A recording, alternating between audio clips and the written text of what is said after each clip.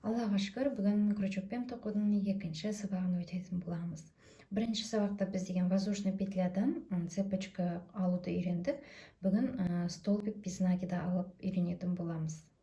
Керекті ұзындықта ілмек алып аламыз. Қазір жұмысқа біз 10 ілмек аламыз. 2, 3, 4, 5, 6, 7, 8, 9, 10.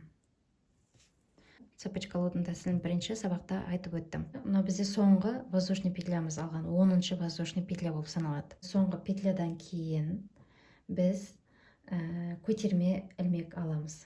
Тағы да бір ілмек.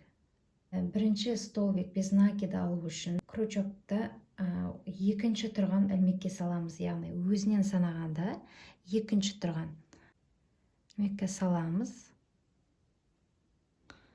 Одан кейін жұмыстағы жіпті іліп аламыз.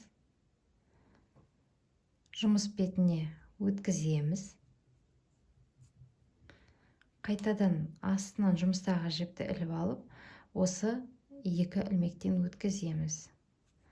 Міне бізде бұл бірінші столбик без накида болып табылады. Біріншісін алғаннан кейін қайтадан крючокты екінші тұрған ілмекке саламыз. Жіпті іліп аламыз. Жұмыс бетіне шығарамыз. Екі ілмек, міне крючокта бізде. Қайтадан жіпті іліп алып, осы екі ілмектен өткіземіз. Бұл бізде екінші столбик без накида.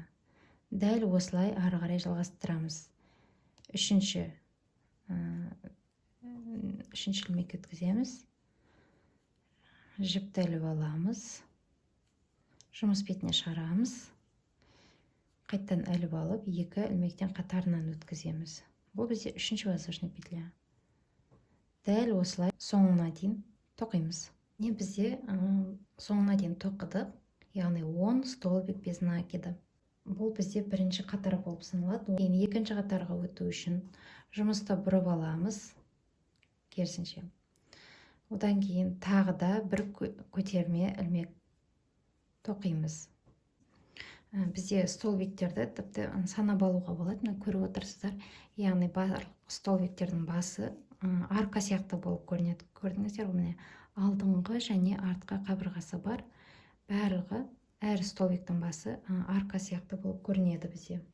Арканың екі қабырғасынан да өткізіп, жіпті іліп алып, жұмыс бетіне шығарамыз. Крючокта бізде екі ілмек. Қайтадан жіпті іліп алып, осы екі ілмектен қатар өткіземіз.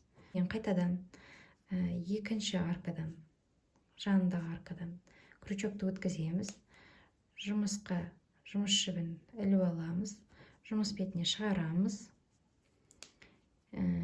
Қайтадан жіпті іліп алып, екі ілмектен қатар өткіземіз.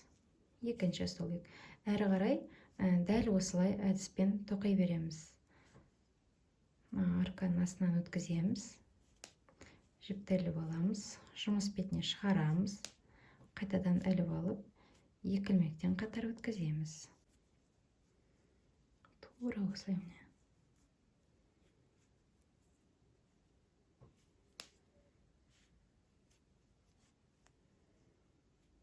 Кіргіземіз, арканың астынан іліп аламыз жіпті. Қайта іліп аламыз, екі ілмектен өткіземіз.